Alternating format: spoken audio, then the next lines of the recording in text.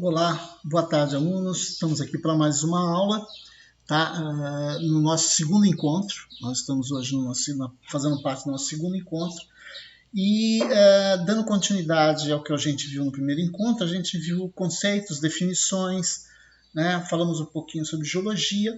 Hoje a gente vai falar sobre técnicas de recuperação de áreas degradadas, tá? Então a gente vai falar um pouquinho mais sobre técnicas de recuperação de áreas degradadas, mostrando algumas iniciativas, alguma coisa que a gente possa compreender para poder colocar em prática. Vamos lá para o nosso quadro?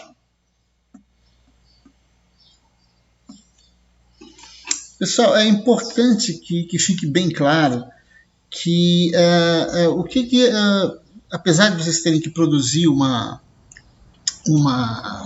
monografia sobre o tema, a maioria já está produzindo, é importante lembrar que, no meu caso, na minha disciplina, técnica de recuperação de áreas degradadas, o meu objetivo é simplesmente dotar de informações para pessoas que principalmente vão trabalhar na área de consultoria, né? Lembrando, em primeiro lugar, de uma coisa, que a recuperação de áreas degradadas é multidisciplinar.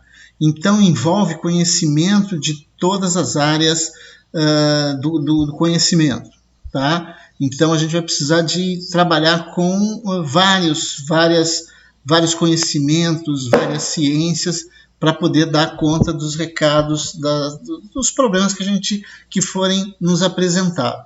Então, aqui eu tento indicar algumas coisas, alguma coisa que eu encontrei na literatura, alguma coisa que eu participei ou tenha observado, né, que pode contribuir para que vocês, por exemplo, vamos imaginar que vocês tenham uma empresa, montem uma empresa de consultoria ambiental. E vocês foram procurados por uma empresa, um produtor rural, qualquer outro tipo de atividade, né? Algum empreendimento que está tentando se instalar ou já se instalou na cidade ou na região, e que essa empresa ela foi multada, ela foi de alguma forma, né, fiscalizada, e observaram que existem algumas coisas que foram feitas de forma errada, né, e que estão trazendo um certo passivo ambiental. E a minha ideia é que mostrar para vocês que algumas pequenas técnicas que podem ser apresentadas para na hora de vocês desenvolverem um projeto de recuperação de áreas degradadas, um chamado PRAD. Então, dotar vocês de informações para que vocês possam produzir, para que vocês possam apresentar planos e projetos de recuperação de áreas degradadas. Então, no primeiro encontro, a gente falou sobre definições e conceitos de legislação ambiental. Hoje, nesse segundo encontro, a gente vai falar sobre algumas técnicas de recuperação de áreas degradadas. E no terceiro encontro, a gente vai falar diretamente sobre como escrever, como apresentar um PRAD. Tá? Eu estou usando como material... É uma mistura, na realidade é uma mistura de várias coisas, mas uma maioria é baseada numa apostila de um curso de especialização na área ambiental não é, aqui está o UFPR, mas não é o UFPR, é do IFPR, o Instituto Federal do Paraná. Depois eu vou até consertar isso aí.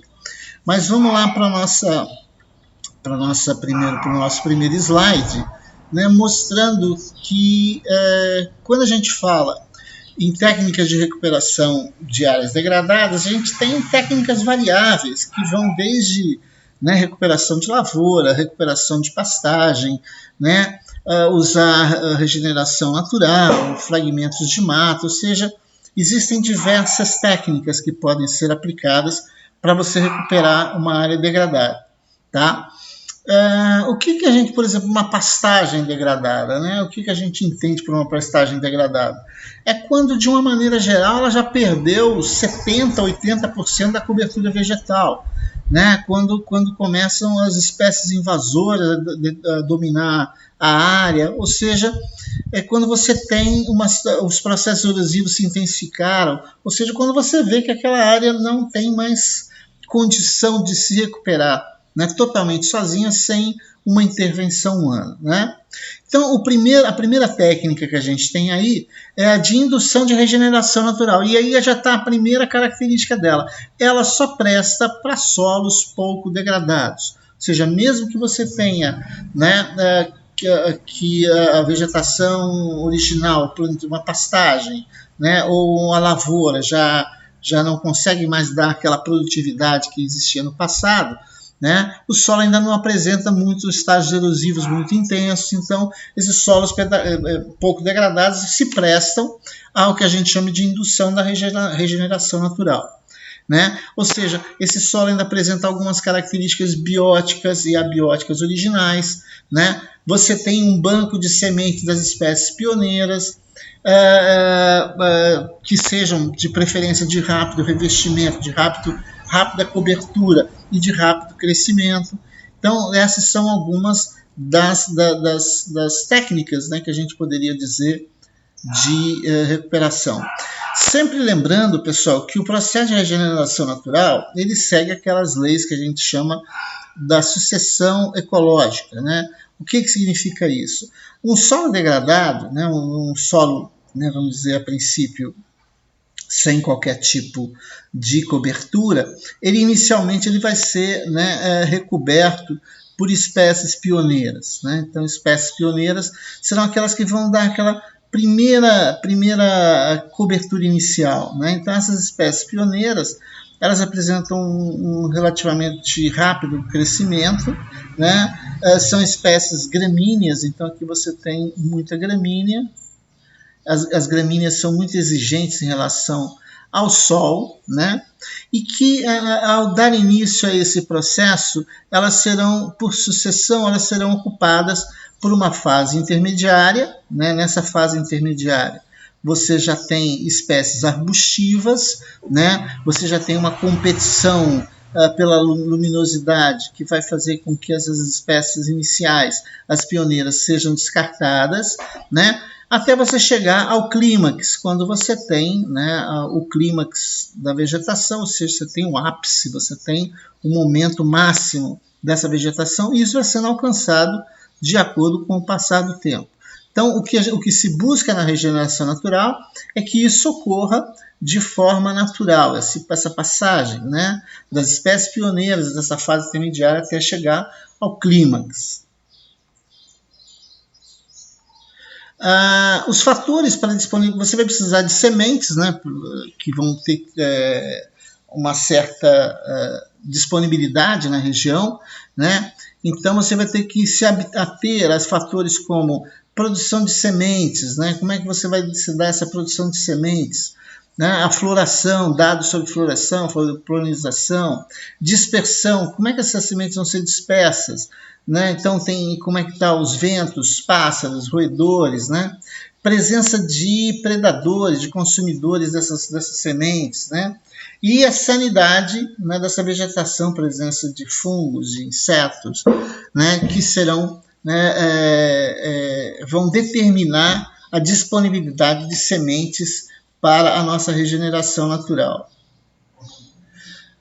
Os fatores que vão afetar a germinação. Então, a gente tem aqui, né, fatores como luminosidade, né, a temperatura, a umidade, a presença de predadores, né, formigas, pássaros, roedores, né, fatores que afetam o crescimento inicial, a disponibilidade de águas, a disponibilidade de nutrientes, né, a presença de predadores e a presença de patógenos indutores de doenças. É importante, nesse caso aqui, né, que se faça, em primeiro lugar, uma análise química desse solo, né, do solo dessa região, para que a gente possa ter uma noção da presença ou não de nutrientes e quais os nutrientes serão necessários, né, se é que vai ser necessário, né, a ajudar esse processo de regeneração natural. A sucessão secundária, ela vai ser determinada pelos graus de interferência e talvez outras técnicas. O primeiro passo, né, seria o abandono, né, ou seja, se tinha alguma atividade econômica desenvolvida nessa área, em primeiro lugar você vai ter que abandonar essa atividade econômica, fazer observações sobre a fauna, né, e a disseminação, né, a formação daquele primeiro extrato arbustivo herbáceo, né, fazer um inventário, ou seja, fazer um levantamento das espécies que estão disponíveis lá nessa região. Aqui você tem um caso aqui, né, onde foram aplicados, isso aqui é um campo de testes, né? Você tem 3 áreas. Numa área foi implantada um sistema de plantio de mudas, né? Ou seja, houve o plantio de mudas. Aqui nessa área foi deixado em abandono para buscar a regeneração natural. E nesse terceiro caso aqui você fez uma semeadura direta, ou seja, um plantio direto. Ou seja, geralmente sobre a palha seca você faz o plantio das espécies aí, no caso das gramíneas que vão iniciar o processo de recuperação. Então a regeneração natural é basicamente você, né, deixar que a natureza faça serviço, mas lembrando, isso só dá certo em áreas que têm um nível de degradação relativamente pequeno, né? Se você tiver degradação muito forte, né, praticamente é impossível você conseguir fazer com que você obtenha, né, resultados nessa área. Então, sem a participação humana. De uma forma geral, a gente fala em indução da regeneração natural, mas de uma maneira geral há uma interferência humana aqui, né, no caso. Uma outra técnica seria enriquecer com nativas, né? Que nada mais é do que você plantar algumas nativas, algumas mudas nativas, algumas plantas nativas da região que possam, né, recuperar a área. Né? E aí você tem que se ater aos tratos de, né, verificar a época de plantio, preparo do solo, né, sobre adubação, para favorecer o crescimento inicial das plantas, né? Os tratos culturais, você sempre está fazendo uma limpeza, né, das espécies invasoras, daquelas ervas daninhas, principalmente, fazer a limpeza, se vai ser manual, né, usando uma capina roçada, ou mecanizada, usando grades roçadeiras, e um trato químico, que seria o uso de herbicidas, por exemplo. Então você tem que definir nessa fase usando essa técnica de enriquecimento com nativos, né, com espécies nativas, você tem que obter essas informações e imaginar que você vai ter que fazer isso aí, né, verificar características das espécies que você busca inserir no local e quais serão os tratos culturais que vão ser necessários para que haja a recuperação dessa área. Dessas técnicas de enriquecimento, então aqui a aplicação, por exemplo, aplicação de fertilizantes, né, eliminação de formigas cortadeiras, né, fazer as capinas e as roçadas, né, tirando as espécies invasoras.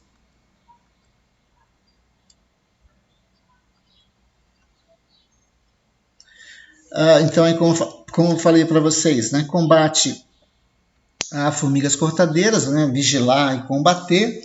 Geralmente você tem que fazer replantio, né, das espécies, né, depois de 30 dias, né, em alguns casos a perda de espécies pode ser muito alta, né, em alguns casos você pode perder até 90% do que você plantou, né.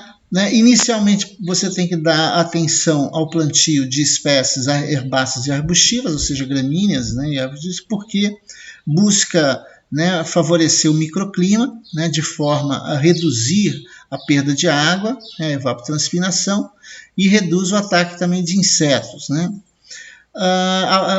Quando você tem muita exótica, né, espécies exóticas na região, já inviabiliza, por exemplo, a regeneração natural. Então, não é interessante, por exemplo, plantio de eucalipto, né, que é uma espécie exótica, porque ela vai inviabilizar processos de regeneração natural.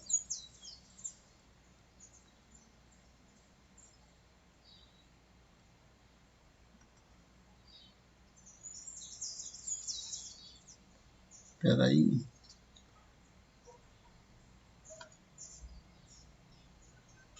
Fiz alguma coisa errada aqui.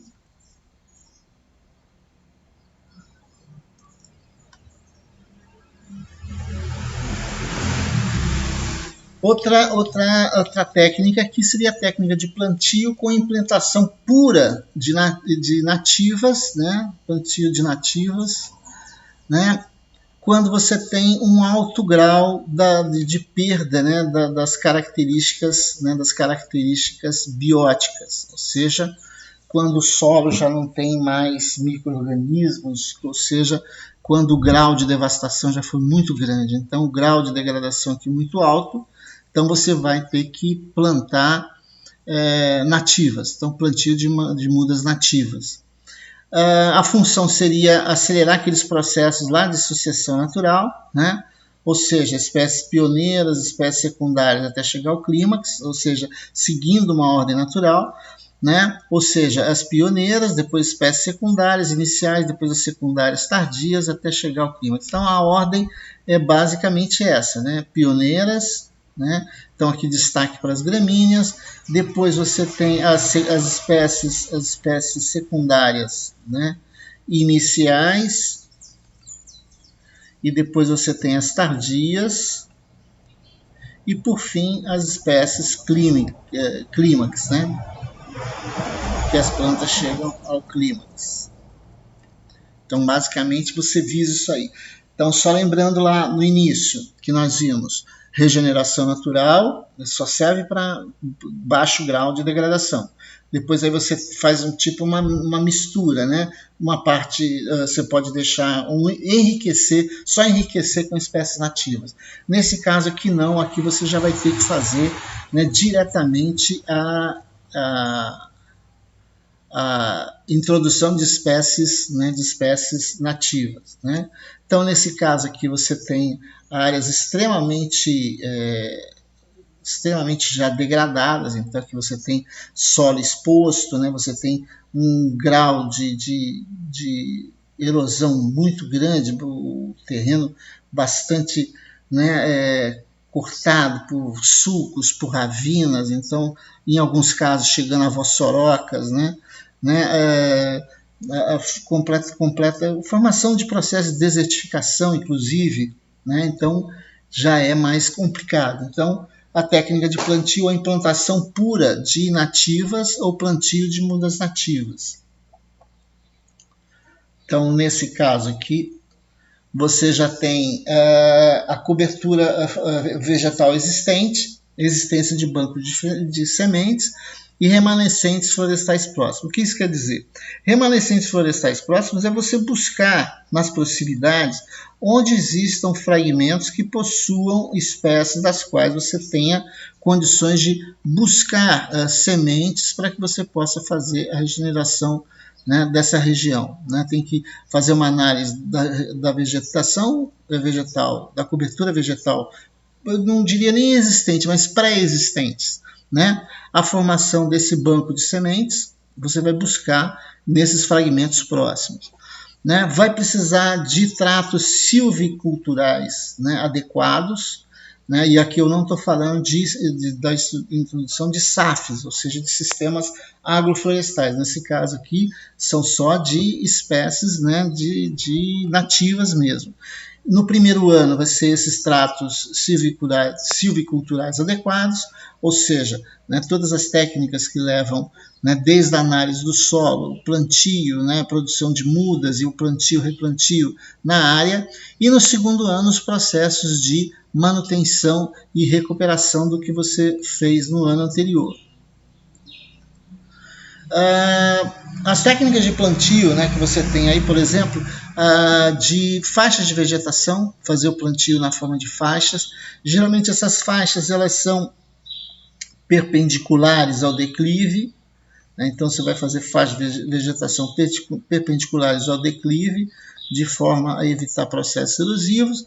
Estabelecer as encostas, né, com material solto, o objetivo seria basicamente esse, né? Em zonas de erosão ou suscetíveis a deslizamentos, né? Lembrando que até 1,5 metro de profundidade é um nível, né, instável.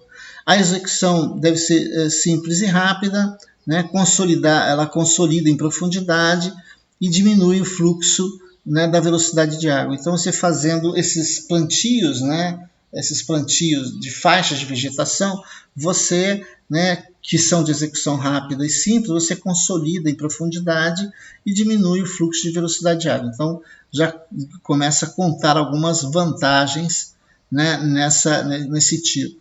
Então, é mais ou menos isso aqui, né? Nesse caso, você tem, né, um plantio de espécies, né, que são, né, perpendiculares à declividade, então você tem a declividade nesse sentido, e você corta, né, utilizando, né, esse conceito de perpendicularidade ao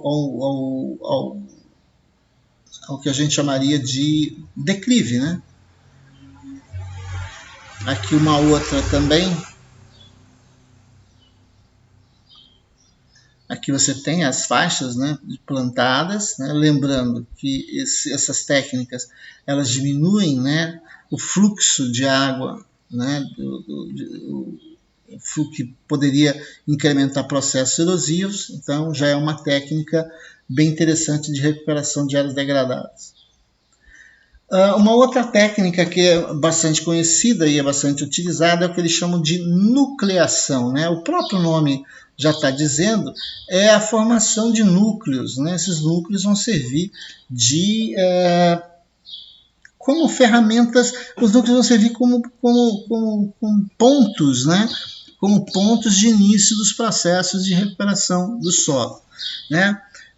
As ações antrópicas, elas vão, aqui entendida como ações humanas, né, elas aumentam, né, a vulnerabilidade que as ações humanas e a recuperação e o retorno à forma de utilização de acordo com o plano. Então, são ações antrópicas que buscam, né, diminuir a vulnerabilidade da área, né, através da recuperação. Algumas das técnicas de restauração, a gente tem a formação de microhabitats, por exemplo, região de abrigo, de alimentação de espécies, de reprodução, né, aumento das interações planta-planta, planta-micro-organismos e plantas-animais, né, das plantas e os animais.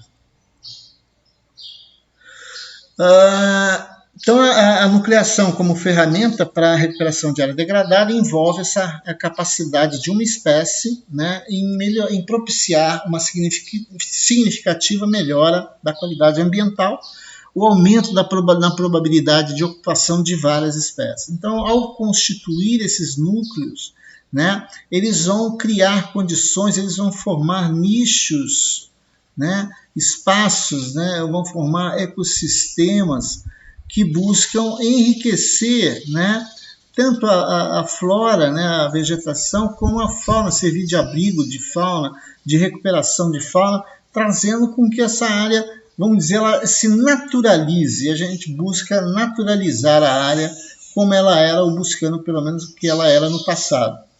Então, essa reconstituição, você vai ter que buscar espécies mais próximas que ali existiam, mas não se aconselha o uso, novamente, aqui de espécies exóticas. Então, é você tentar buscar, né, alguns elementos regionais que possam te ajudar no processo, né, de recuperação dessa área. Tá?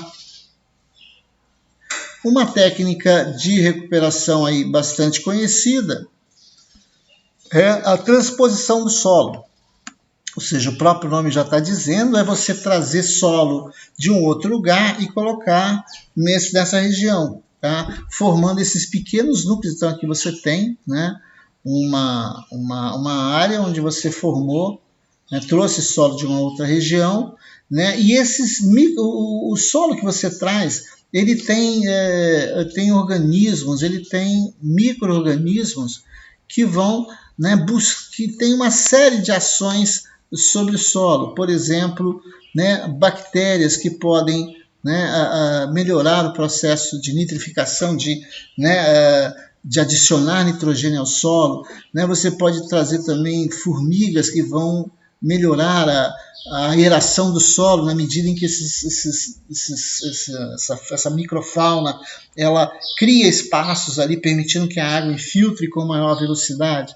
Então, um exemplo aí de uma técnica de nucleação é a transposição de solo. Simplesmente você trazer um solo de uma determinada região, que esse solo seja rico em micro-organismos e semente, você plante, vamos dizer, você está plantando o solo. E aí você vai formar pequenos núcleos e esperar que esses pequenos núcleos eles comecem a ampliar a sua área de ação, melhorando a qualidade ambiental local. Outra técnica que é utilizada também é a semeadura direta, né, ou hidrossemeadura. Né? Semeadura direta seria, né, o plantio direto de espécies geralmente de gramíneas, né, essas gramíneas nativas de preferência, né, que você vai plantar, que elas vão fazer aquele primeiro recobrimento que a gente comentou. Eles vão recobrir o solo e na medida que eles recobrem os solos, elas vão sendo substituídas por novas espécies, né? Então isso é um processo natural, é uma recuperação natural. A hidrossemeadura é quando você faz utilizando água, com a própria água, né? Você faz, né, uma irrigação já com sementes, tá? E uma característica é a alta diversidade de espécies que podem ser introduzidas usando essa técnica. Outra forma interessante é a criação de poleiros artificiais. Né? A construção desses poleiros eles vão ser importantes, por exemplo, para trazer pássaros. Os pássaros são excelentes dispersores de sementes, na medida que eles trazem no estômago sementes das plantas da região que ele comeu na região, e na hora que eles defecam, eles fazem com que aquelas sementes elas possam vir a germinar. Então, os poleiros artificiais são esses locais para pouso de pássaros com galhos secos, vivos, galhos verdes com folhagem, formação de torres de cipó, de cabos aéreos de fiação e postes, de forma a contribuir para a atração de aves que, de uma forma ou de outra, favorecem, né, o desenvolvimento a proliferação de espécies, né? Outra técnica, aí as técnicas de nucleação, acho que nessas tipo de cestas que são colocadas aqui embaixo, é justamente para recolher as sementes desses pássaros que venham, né? Os pássaros pousam aqui nessa região, né? E aí, quando fazem cocô, essas sementes são depositadas aqui e depois são coletadas e implantadas em outros lugares. Isso é uma técnica de nucleação. Essa outra técnica aqui é a técnica de transposição de galharia, né? Então você vai pegar vários galhos secos, esse aqui inclusive está na forma de curvas de nível, aproveitando as curvas de nível do terreno, né? Essas galharias elas se tornam, né, abrigo natural de fauna, de repouso e de caça. Né? A própria matéria orgânica que vai se decompor vai formar áreas de sombra e umidade que vão atrair espécies, né, da região, né, espécies de fauna que de uma forma ou de outra vão trazer sementes, né, seja no seu estômago, seja trazendo através dos alimentos que eles consomem na região próxima. Plantio de mudas em ilhas de alta diversidade. Então, nesse caso aqui, você vai ter uma área, né, uma área qualquer, e nessa área você vai plantar, né, em algumas áreas, você vai fazer uma seleção de áreas para que você possa plantar, formar ilhas, né, de plantio de espécies, principalmente espécies nativas da região, para que elas formem essas ilhas de alta diversidade e com o passar do tempo elas comecem a formar corredores e esses corredores permitam a diversificação das espécies aqui na região e o posterior preenchimento total dessa área aqui. Então, a ideia básica é essa. A transposição de chuvas de sementes, ou seja, isso aqui é uma forma de coletar sementes nas áreas, nos fragmentos florestais que você tiver próximo. Então, você, conforme uma peneira, utilizando esses materiais que tem uma malha bastante não é muito grossa, mas que permite que as sementes ficam recolhidas, você instala isso nas regiões que tem esses fragmentos de floresta, né? E aí, a partir do momento da coleta dessas sementes, você vai criar, né, mudas que serão transplantadas para a sua área de recuperação. Isso aí, então, é uma técnica que pode ser utilizada para recuperar uma determinada área. Uma outra área que merece uma atenção especial, né, são as recuperações das matas ciliares, né? Lembrando que mata ciliar é essa vegetação que ocupa, né, as áreas, né, as margens do rio, e tem uma importância fundamental na proteção contra os processos de assoreamento, né, que vão se desenvolver caso você retire essa vegetação. Hoje, um dos maiores problemas do Rio Doce é justamente que a maioria da vegetação de mata ciliar ela foi suprimida, ela foi retirada, e, consequentemente, isso acelerou, não que causou, mas acelerou processos de assoreamento. O Rio Doce hoje se encontra bastante assoreado, né, e cada época do ano isso se torna praticamente maior. Lembrando que as matas ciliares são áreas de preservação permanente e elas variam muito em função da largura do rio. Então você tem, por exemplo, até a largura menor que 10 metros, você tem uma mata ciliar que deve ser protegida de 30 metros. No caso do rio ter 10 a 50 metros de largura, a mata ciliar já aumenta para 50. De 50 a 200 metros, a mata ciliar já aumenta para 100. Né? De 200 a 600 metros, a mata ciliar já vai para 200. Né? Então você vê que à medida que a largura do rio ela aumenta também a necessidade de uma mata ciliar mais larga, o que não ocorre na maioria das vezes. Né? Não se mantém uma área de preservação permanente que seja, né, suficiente para salvaguardar as características do rio. As funções da mata ciliar, eu já tinha comentado para vocês. Em primeiro lugar, então, serve para proteger, né, o curso das nascentes, né? Favorece as lavouras, né, na medida em que você tem, né, a proteção, né, dessas áreas, né, servem de bebedouros para animais e evitam o assoreamento. Essa aqui talvez para mim seja a mais importante, evitar o assoreamento do rio, preenchimento da calha do rio pelo excesso de sedimentos na região. Então esse assoreamento, né, é justamente essa água da chuva que vai sendo transportada em cima, principalmente em áreas onde você não tem uma cobertura vegetal. Nessa área aqui, por exemplo, você já tem uma cobertura vegetal bem importante. Isso faz com que proteja, evitem ou diminuam os processos de erosão, né, e de consequente, né, assoreamento.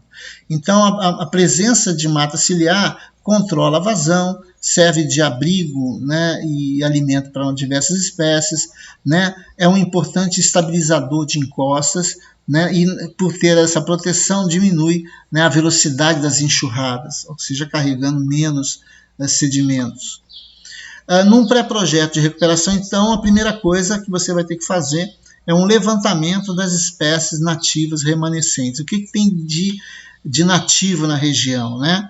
Quais as condições ambientais dessa região, né? Você tem o uso de defensivos é muito intenso, é prática constante as queimadas, tem muita prática de pecuária na região e o consequente pisoteio de gado. E a partir daí você vai buscar escolher um modelo de recuperação, entre eles, né, as técnicas de nucleação, né, que talvez seja interessante.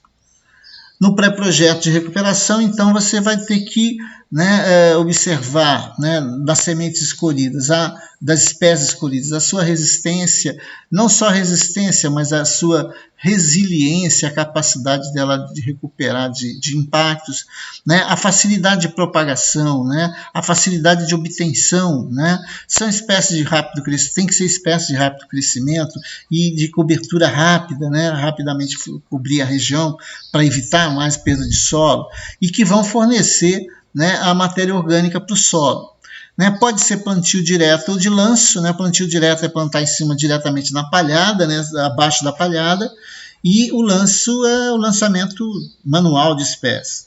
E você construir espécies, né, que vão servir como secundárias iniciais e secundárias tardias, que vão ser plantadas depois que você tiver, né, o sucesso dessa primeira introdução das espécies pioneiras, aquelas que vão dar essa primeira recuperação, né? A sequência do projeto, então, seria levantamento de imagens aéreas, de mapas, né, que você puder obter, né, demarcação de áreas onde você tem ausência de vegetação, né, a escolha de áreas que vão ser utilizadas para o projeto, uma visita e levantamento fotográfico, né, da região e contato com a comunidade local. Então você vai ter que observar, né, essa sequência para o projeto, né? Então, levantamento, buscar imagens aéreas da região, demarcar as áreas com ausência de vegetação, escolher as áreas que você vai iniciar o projeto, né? Visitar e fotografar a região e fazer os primeiros contatos com a população local. Depois que você fizer aquela primeira parte, né, você ainda vai fazer um levantamento das espécies originais que vão ser utilizadas na recomposição, né, a aquisição de sementes que serão necessárias para o processo para a construção do seu viveiro de plantas, né. É importante você fazer um evento para chamar a atenção da comunidade local para dar início ao plantio das espécies e, consequentemente, depois você manter um calendário de visitas para manutenção e reposição das espécies que foram perdidas, né, das mudas que não foram, que não se reproduziram. Tá? Então é importante você fazer essa caracterização. Tá? Então, pessoal, lembrando a vocês novamente que esse processo inicial de recuperação, essas técnicas iniciais que a gente colocou aí, né, regeneração natural, enriquecimento e plantio direto de espécies nativas, são algumas das técnicas. O número de técnicas vocês não imaginam, né? Vocês têm uma quantidade imensa de técnicas que podem ser utilizadas no processo de recuperação de pastagem, de lavouras abandonadas. Tá? Lembrando que você tem que imaginar que, numa primeira etapa, você tem que definir se você vai recuperar, se você vai fazer um uso futuro dessa área, ou se você vai só recuperar, né, a vegetação original. Então tem que ficar decidido isso antes, para depois você ver, né, para você definir no seu PRAD. Tá? As técnicas de nucleação que são apresentadas são apenas algumas formas de você fazer com que haja uma recomposição ambiental a partir de você trazer de volta, né, o que foi, de uma forma ou de outra, foi expulso da região. Né, a flora e a fauna que foi destruída, que foi afastada para que você implantasse, para que o empreendimento fosse implantado no local, seja uma lavoura, seja uma pastagem, agora totalmente degradada, que já não consegue mais cumprir as suas funções, ela possa ser recuperada. Beleza? Na próxima aula a gente fala mais um pouquinho sobre técnicas de recuperação de áreas degradadas.